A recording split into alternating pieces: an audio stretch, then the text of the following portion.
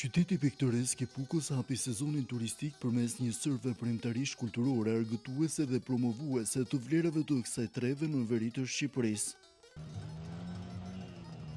Në qelje të këtij sezoni, drejtoresha e turizmit në Pukë, Dhurata Risto, shfrytëzoi fjalën e saj për t'i bërë ftesë të rinjve të larguar që të riktheheshin në vendlindje me shpresën e lehtësive të premtuara nga paketa e maleve.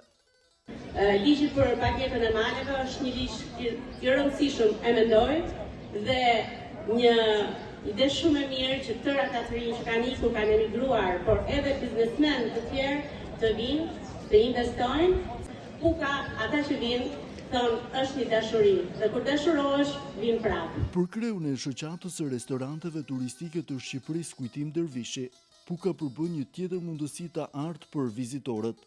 Bëjmë gjithë shqiptarëve të cilët ta vizitojnë, ato që se kanë parë Pukën do ta vizitojnë patjetër, se Puka ofron mjaft atraksione turistike që duhet vizituar nga gjithë shqiptarët. Puka e kthyer tashmë në një destinacion turistik fal investimeve të realizuara atje gjatë viteve të fundit, përbën një ofertë të mirë turistike, teksa shquhet jo vetëm për shtigjet malore, kulinarin dhe produktet vendase.